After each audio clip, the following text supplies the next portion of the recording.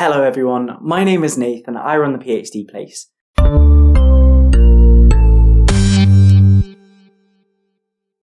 Since we started our project, we've prioritised the voices of PhD researchers and supervisors to share ideas, stories and experiences.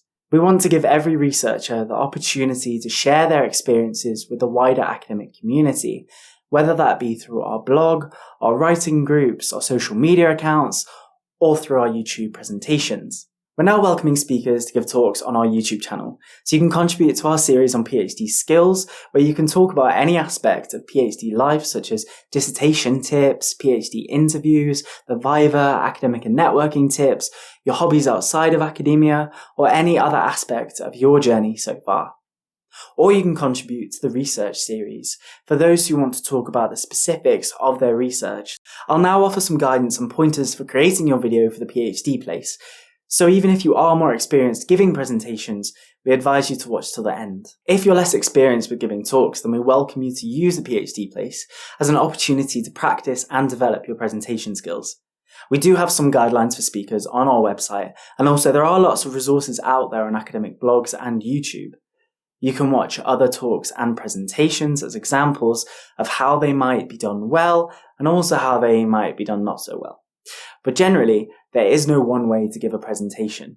A great piece of advice is to think about what you'd like to see yourself if you were sitting down to watch your own talk.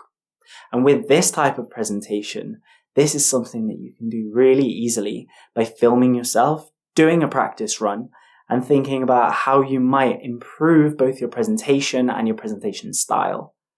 But we are all human and we all make mistakes, so please remember to be kind to yourself if you do this, especially because many of us, including myself, don't like to watch ourselves back on camera.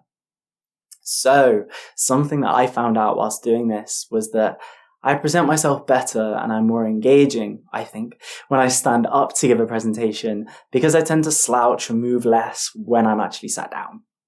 But we are all different, so give it a try. Next, you want to think about the background and the space that you're doing it in.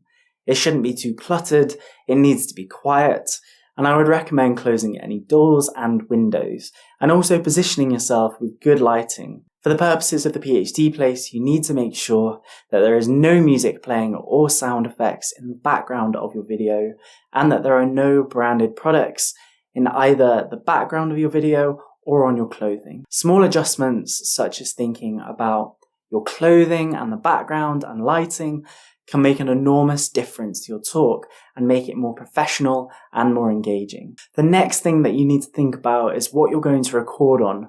So for many of us, our webcams or our phones or tablets will be the easiest way to give a presentation, particularly webcams because they often come with a stand or they're attached to our laptops. And lastly, think about the content of the presentation itself. So consider who you're giving the presentation to. With topic-specific presentations, and even those on PhD skills, it's likely that your audience will be coming to your talk without any prior knowledge of your field.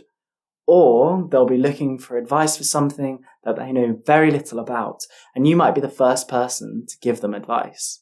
Anyone who's given a talk before will tell you that it can be very easy to talk super fast, and before you know it, you've said everything that you wanted to say within 5 minutes. So, my advice to you would be animated, interesting, but pace yourself and speak clearly. For the PhD Place, we don't want you to talk over a PowerPoint presentation, but you might want to create one for yourself whilst you give the presentation. You might want to write a speech or to create cue cards. Giving a presentation without these can be difficult, but it's definitely worth a try because it's a skill that you will need. And if you do use these, remember to look at the audience or the camera whilst you speak too. You will probably not be able to fit an entire topic within a 10-minute presentation, so think carefully about what you want to say. This doesn't mean that you have to talk for a whole 10 minutes, but have fun with it. This is an opportunity to disseminate your ideas, to share your passions, and to put yourself out there.